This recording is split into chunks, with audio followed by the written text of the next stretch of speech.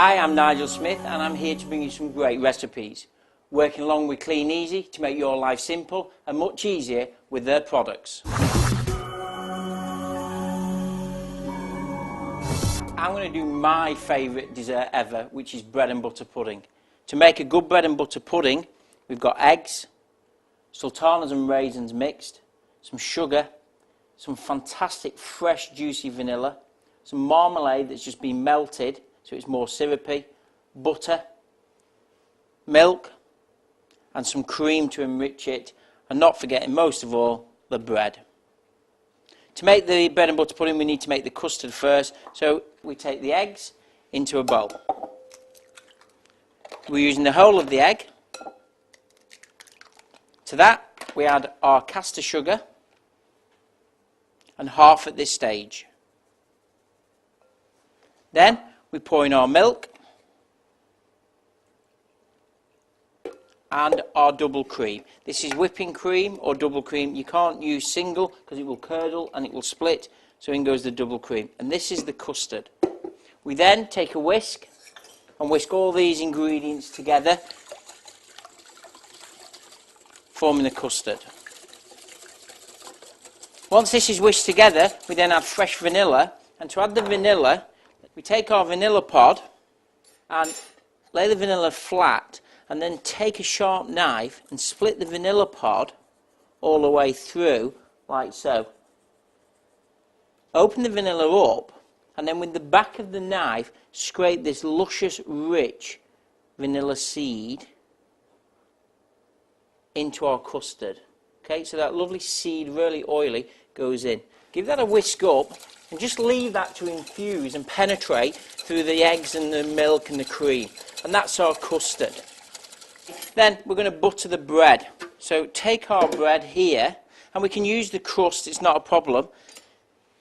Take the bread and lightly butter, and we butter it both sides so it's really rich and covered in the butter. Okay, so keep buttering the bread, and you can use white bread, brown bread, croissants if you want. You know, you just want that dough texture. So once the butter's bread, what we then do then is we'll take the pile of bread and we're going to cut that in half. And we've left the crusts on because I like that caramelisation on top and a little bit burnt around the edges. So cut the bread in half, like so. Just cut through that nicely, sharp knife. And then what we'll do is we'll start to layer that up into our deep tray. To me, this is the best dish to use for our bread and butter because you've got depth in it, you can build it really high and it puffs up and it soaks, so it's really good. Okay, so bread into the bottom, and we just lightly overlap our bread. Now, I take my sugar and I sprinkle my bread now with my sugar, like so. I then take my fruit and sprinkle my fruit like this. Then take your custard mix and then just pour over your custard mixture, and that's why you need a deep tray so it really will soak and fill. Pour your custard over and just leave that then like so.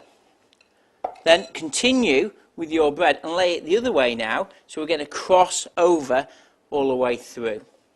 So fill it nice and pack it tight, because once it cooks, it softens down. Again, sprinkle with your sugar. Don't be shy with the sugar over your bread. And once it's baked, you could serve it with some custard, serve it with ice cream, clotty cream. Take our fruit and sprinkle that over. So plenty of fruit in. Pour your custard over, the remainder of the custard, and allow that to soak for about 10-15 minutes. And then leave that to soak, and then we'll bake it. That goes into a hot oven, gas mark 5, 6 for 180 degrees. While that's baking, let's have a look at the product codes and prices.